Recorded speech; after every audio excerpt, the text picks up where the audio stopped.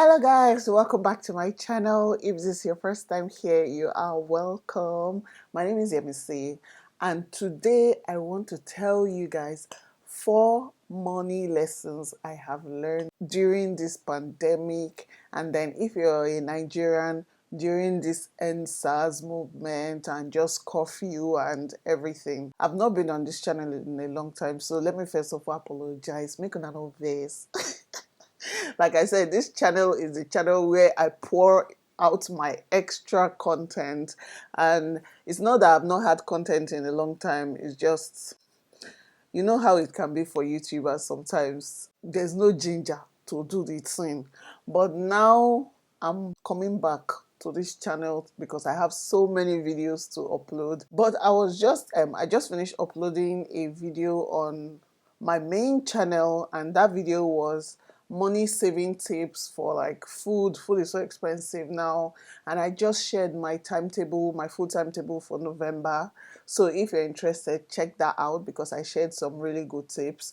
But this our video in this channel, I'm telling you guys, is it 3 or 4 money lessons I learned during this pandemic? Number one, always have cash. Cash is king. I know they like to say cashless society, but Nigeria is not cashless, please. Anywhere you go, they will tell you ATM is not working, their POS will not be working, banks will not be working. And when you are in a situation where they're like, oh, lockdown from tomorrow by 5 till whatever, the banks will be crowded, the ATMs will be crowded everywhere. It just looks like all these systems will stop working. And I hate stress. I don't like stress at all. I know myself. I don't like stress. Always have cash. And this is something one of my friends used to tell me all the time. But I'm like, why would somebody just keep cash at home? But you need a reasonable amount of cash for just unforeseen circumstances. Your car may just break down and you may need to like fix it. Something might happen, you might need to take someone to the hospital, or just something happens and you need cash in your hands. The last thing you want is to be running from pillar to post, no cash, no banks open, and you are stranded. It is very annoying. There was one day that we were actually cash strapped. Money in the bank, ATMs were not working, all these supermarkets we went to, POS were not working. And imagine after putting all the food items in your basket and you're about to pay and they tell you POS is not working, and then you're trying to do online transfer, it's not going, no network. Hey God, when I know as it be for Nigeria now, stress. That day, I think I had like 50 naira in my purse. I was like, Yemisi, what is this? Don't do this again. Do not do this again. I could do that when I was maybe single, but now I am a mom. I'm responsible for children. If anything happens and they need me to go and show up somewhere with money, I need to have that money in my hand. I cannot be running now from pillar to post looking for where to get cash. So, number one lesson is always have cash at home in your hand. Put it on under your bed, under the table, under the cooker. Just have a reasonable amount of cash in case of emergencies. Number two money saving tip is to buy in bulk. When I heard buying in bulk, or when I see people buying in bulk, I'm like, man, that's like wasting of money. Like if I need something, I'll go out and get it and buy it. Nah, things don't change. Because you can't just go out and buy things when you want. If there's a coffee, like now we're under a coffee. Is it under a coffee? Is that the English? I don't know. But coffee they share. And you can't just go out at any time. You need to have foodstuff at home. I had to buy gallon of oil, cartons of noodles, cartons of pasta, bag of rice, bag of garri. This is me that before I would just go and buy the little amount of oil we want to use, then we'll cook. Then tomorrow we'll go and buy a little amount of oil we want to cook. Then none of that, please. And this is a money saving tip, because if you buy today 200 naira, buy tomorrow 200 naira, You can just buy in bulk for 800 naira. I'm using an example. Buy in bulk for 800 naira. Save yourself the time, save yourself the stress, save yourself the money. Buying in bulk will save you money, especially when it comes to a lot of things and when it comes to food stuff. Buy in bulk, especially non-perishable items like oils, grains, flour, stuff like that, and then store them. There were some food items that because I wasn't buying in bulk, I didn't have it at home. So things like rice, it don't even make sense because I was telling my friend that I don't have rice at home. Like, how can you not have rice at home?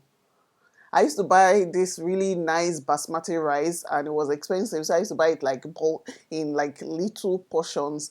But since this pandemic, I had to go and buy big normal, the normal bag of rice. That's the rice we had to go and buy.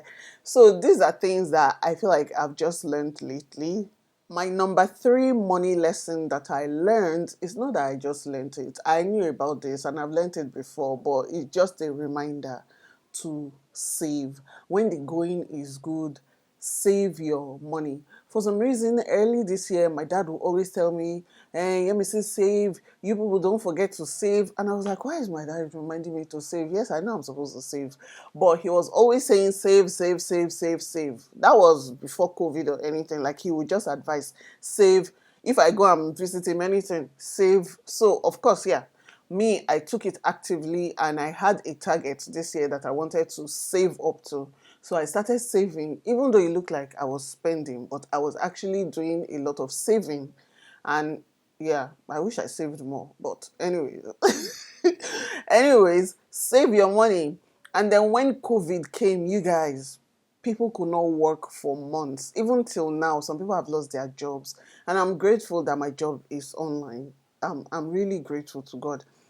But business has been slow for so many people, and life has just been so different. And if you came into January this year not thinking about saving, or if you didn't have savings at all, this period go rough way. And it was just a reminder for me to keep saving because you never can tell.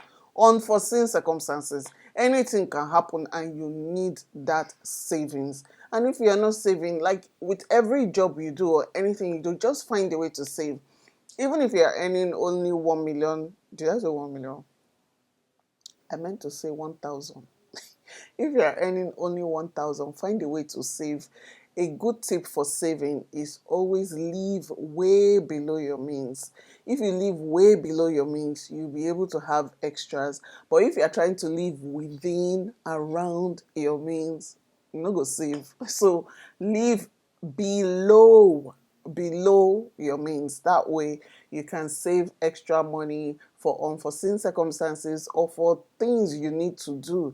There are just sometimes that all you need to do is focus and save for like 1 year, 2 years so that you can hit some particular targets. Maybe save for your school fees, maybe save for postgraduate courses, maybe save for trainings or anything that is very important. Maybe save for a house, save for a car, because some of these things you can't just get them. But if you focus and you start actively living way below your means, you'll be able to save to reach your targets. My last money tip that I learned this period, this 2020, is diversify your source of income. Hey, God.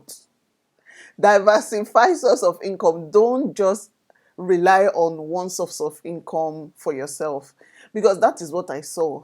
A lot of businesses, let's say you just focus on this one business, and I know it's hard when they say diversify income. I know it's hard to be working normal work. Let's say you're a parent and you still have to have side hustle. The stress is too much. But lately, I've just seen a need for having side hustle. I did a blog post about this many years ago, maybe in 2014, about why a side hustle is very important.